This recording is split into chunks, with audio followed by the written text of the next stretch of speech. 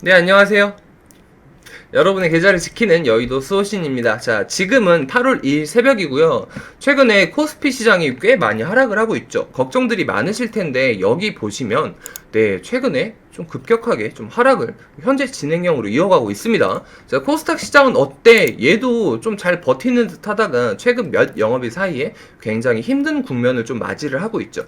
그럼 우리나라 이 양대 시장이 왜 이렇게 최근 들어서 부담스러운 국면을 지나고 있어? 요것 때문에 그럽니다. 중국 정부가 중국 사교 시장에 대해서 철퇴를 가합니다. 요게 중국 증시의 몇 영업일째 패닉세일을 불러왔는데 디디 출신 규제 이후로 또 한 번 규제가 들어가니까 외국인 투자자들이 이제 중국 시장 못 믿겠어. 요렇게 이야기가 나온 거예요.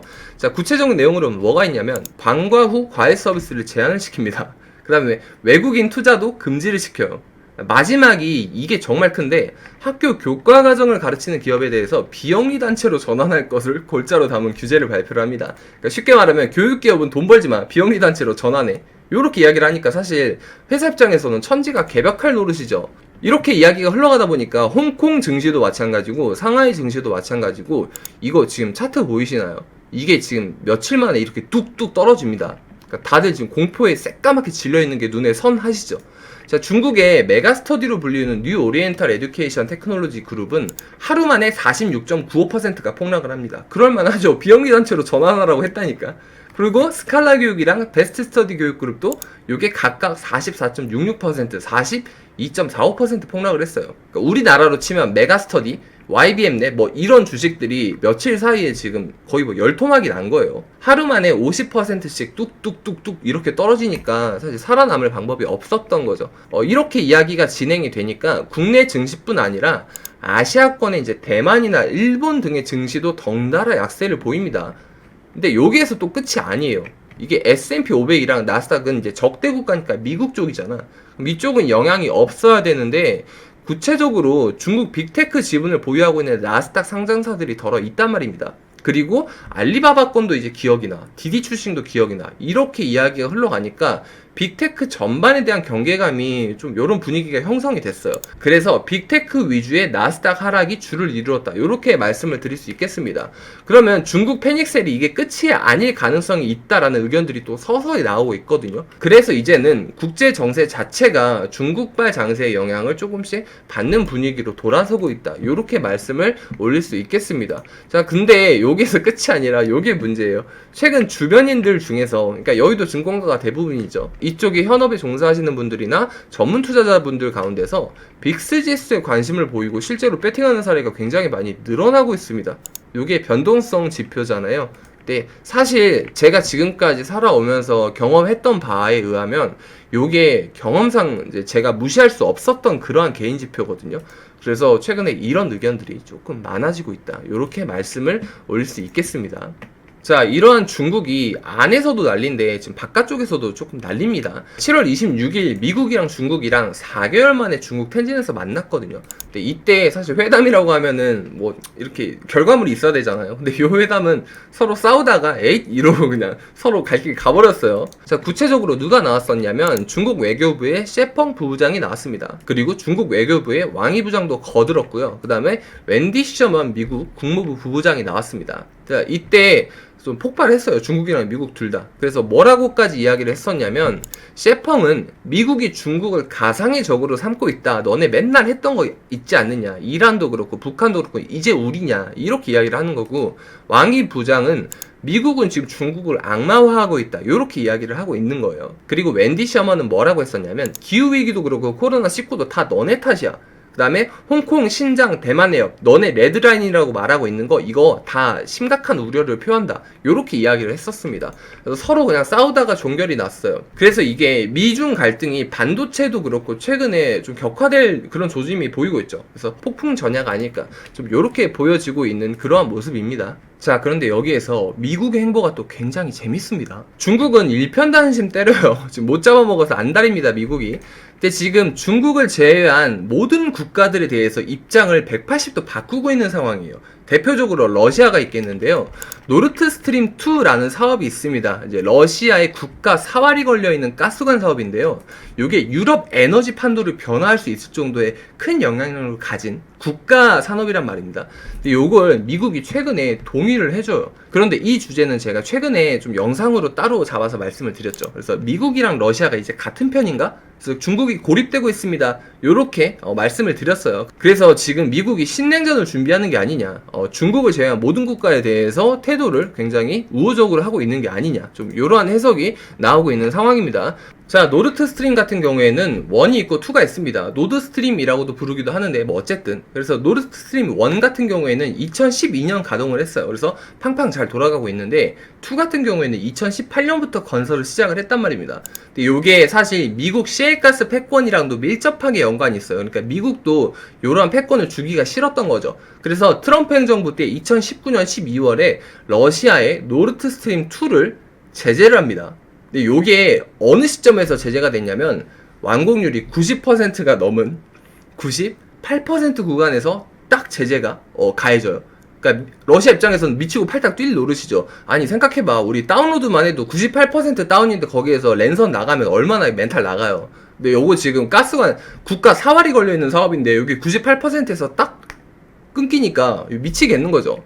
그래서 요게 러시아의 가장 큰 골칫거리였는데, 요것만 완공이 되면 러시아는 독일 등 서유럽 전체로 정말 많은 천연가스를 운송을 할 수 있게 되거든요. 요거를 미국이 꽉 잡고 안 놔주고 있었는데 드디어 빵 하고 놔줍니다. 아무 조건 없이요. 그러니까 사실 물밑에서 이런 이해관계들이 좀 오고 갔다 하는 그런 의견들이 많은 거죠. 미국이 중국이랑 신냉전을 준비하는 와중에 러시아한테 선물을 하나 주고 우호적으로 좀 포섭을 했다, 뭐 요렇게 좀 국제 정세가 흘러가는 그런 모습을 관찰을 하실 수 있겠습니다. 자, 그러면 여기에서 오늘의 주제죠. 자, 중국을 제외한 모든 국가의 호의적인 태도로 일관하고 있으니까 사실 북한도 예외가 아닌 거죠. 북한도 동일한 맥락으로 흘러가고 있는 것으로 보입니다. 자, 웬디 셔먼이 우리나라에 왔어요. 미국 국무부 부장관인데 아까 그 중국 텐진에서 셰펑이랑 싸웠던 분이 맞아요. 이분이 우리나라에 오셨어요. 그래서 정의용 외교부 장관이랑 같이 회담을 나눕니다. 자, 이때 뭐라고 이야기가 오고 갔냐면 웬디 셔먼 같은 경우에는 한국과 대북 정책 관련돼서 긴밀히 조율된 노력을 함께 나가기를 원한다, 요렇게 호의적인 말을 해줬고요. 그 다음에 정의용 장관께서는 뭐라고 이야기를 했냐면 한미 동맹도 그렇고 한반도 평화도 그렇고 미국의 많은 역할과 기여를 기대를 하고 있다, 요렇게 또 이야기를 했었어요. 근데 여기에서 키포인트가 뭐가 나왔냐면 북한 이야기가 나왔습니다. 웬디 셔먼이 그냥 본인 입으로 이렇게 이야기를 한 거예요. 북한도 미국 대화에 호응해주기를 기대를 하고 있다, 요렇게 이야기를 했었어요. 그러니까 청와대는 또 이 타이밍에 뭐라고 이야기를 했냐면 한반도 평화 프로세스 이 이야기를 합니다. 그래서 요거 재가동을 위해서 미국이 적극적인 역할을 해달라, 요렇게 이야기를 했었고요. 백악관 또한 뭐라고 이야기를 했냐면 미국이 북한에 관여할 준비인데 여기에서 그 관여할 준비라는 그 어투가 긍정적인 이야기예요. 그래서 긍정적으로 미국이 북한에 좋게 관여할 그런 준비가 되어 있다, 요렇게 이야기를 했었습니다. 그러니까 지금 한국도 그렇고 미국도 그렇고 북한에게서 굉장히 우호적인 그런 태도를 취하고 있는 거죠. 그 다음에 청와대가 오전 11시에 갑자기 중대 발표를 합니다. 이 정치가 다 미리 사전에 다 이야기를 하는 거예요. 그리고 나서 발표는 이렇게 따다닥 하는 겁니다, 스케줄 맞춰서. 그러니까 청와대가 남북관계 관련 중대 발표를 하겠다, 요렇게 이야기를 했는데 몇 시간 안 지나서 속보가 나왔어요.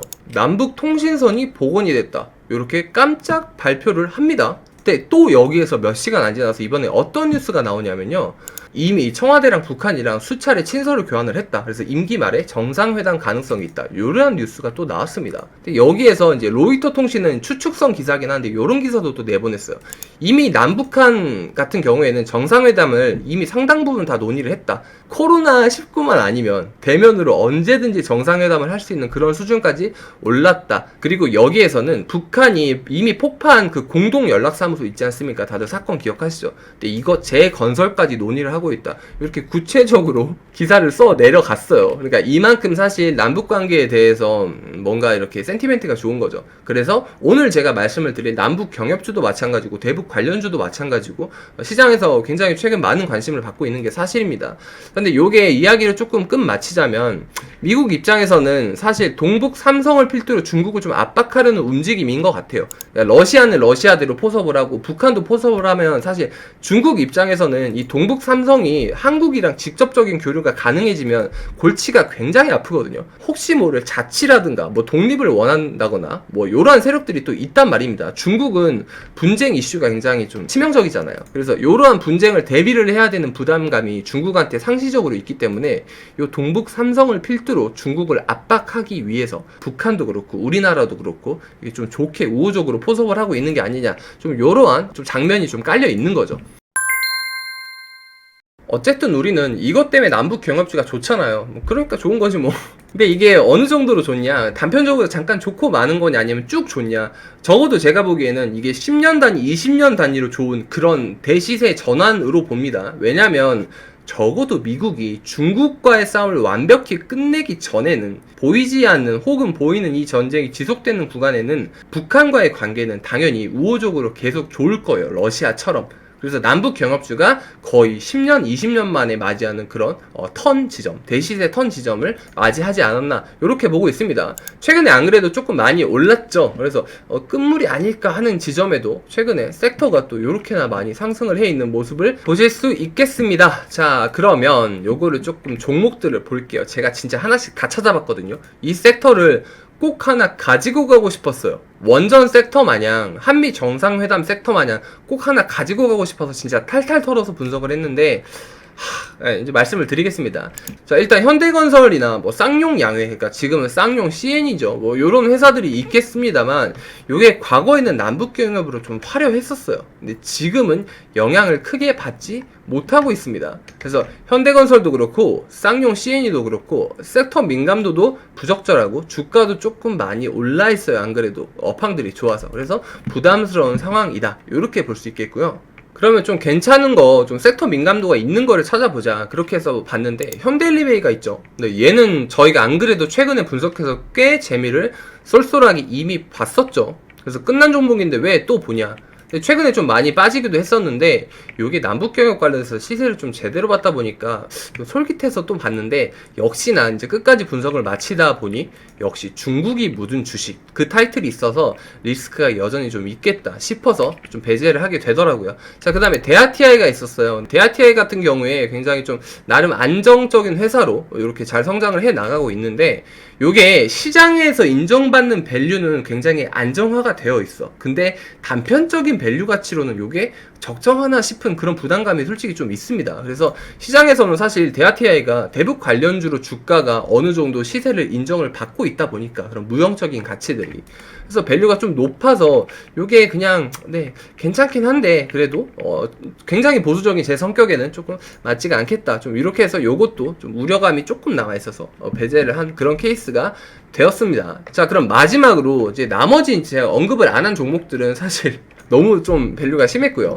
진짜 괜찮은 주식이 딱 하나 있었어요. 그거를 지금부터 말씀을 드릴 수 있도록 하겠습니다. 자, 두구두구두구두. 주인공은 바로 아난티입니다. 자, 아난티 다들 아시죠? 자, 아난티 호텔 굉장히 예뻐요. 이 친구가 최근에 많이 올랐단 말이죠. 근데 제가 안 그래도 가장 눈독을 들이고 있었던 종목이 맞아요. 근데 이 아난티 같은 경우에 흐름도 굉장히 좋고 사실 섹터 민감도도 훌륭하다 보니까 분석을 좀 깊게 하게 되더라고요. 근데 이 친구 같은 경우에는 특징이 있는데, 왜 얘를 탑픽으로 꼽았냐? 환골탈퇴를 했습니다. 다른 쪽의 숙박업 이쪽들은 거의 다 절고 있는데 이 친구는 유달리 또 강세를 보였어요. 그래서 코로나에도 강하고 코로나가 지나면 더더욱 강하게 자명하고, 그래서 탄탄한 펀더멘탈을 보여주었습니다. 그리고 아까 말씀드렸다시피 섹터 민감도도 남북 경협주로 훌륭하죠. 근데 마지막으로 무엇보다 경쟁사들이 많잖아요. 근데 이 경쟁사 대비 단편적인 밸류 자체도 손색이 없어요. 그러니까 저평가가 맞습니다. 그래서 남북 경협 섹터가 지속이 될 거라는 인사이트가 지금 있잖아요. 그래서 이 커버리지 종목 내에서 꼭 한 종목을 들고 가야 되는데 단연 탑픽으로 아난티를 꼽게 되었습니다. 자, 그런데 이제 어제 저녁부터 기사가 좀 쏟아져 나와서 새벽에는 좀 알람이 많이 울리더라고요. 그래서 캡처를 해왔는데, 자, 김여정이 또 한마디 거듭니다. 자, 이거는 거의 오늘 새벽에나 좀 사람들한테 알려진 그런 뉴스예요. 그러니까 지금 아마 장 시작하면 또 요것 때문에 조금 움직임이 있을 수 있겠죠. 자, 한미 군사연습, 이거 남북관계 앞길 흐리게 한다. 그러니까 나만 너네 어떻게 결정하는지 지켜볼 거야. 요렇게 조금 이야기를 했는데, 이게 사실 강경한 발언이죠. 그러니까 최근에 친화적인 남북 이런 흐름에 조금 비껴나가는 그런 수위의 발언인데, 요것 때문에 잠깐 좀 흔들릴 수도 있지 않을까. 뭐 결과는 당연히 알 수 없습니다만 뭐 그렇게 예상을 해봐요. 근데 만약에 흔들린다고 하면 기회가 될 수 있겠죠. 근데 이게 절대 큰 흐름을 비껴나가는 수위의 발언은 아니라고 봅니다. 무엇보다도 한국과 미국 그리고 북한 이 3자 간에 어느 정도 큰 틀에서의 이야기가 정립이 다 되어 있기 때문에 사실 이 정도 발언은 북한이 자기 몸값을 올리기 위해서 좀 튕겨보는 그 정도 사이즈의 발언으로 볼 수 있지 않을까라고 조심스럽게 생각을 해봅니다. 만약에 이 이슈로 오늘 이후로 조금 조정이 와서 파동이 안정된다라고 한다면은 욕심을 내볼 수 있는 그런 기회가 될 수도 있을 거예요. 오히려 좋아. 아시죠? 자, 그러면 오늘은 딱 여기까지. 다음에 또 좋은 영상으로 좋은 컨텐츠로 찾아올게요. 또 아침이 밝았습니다. 자, 그러면 다들 아시죠? 건강하시고 성투하세요. 다음에 뵐게요. 안녕히 계세요.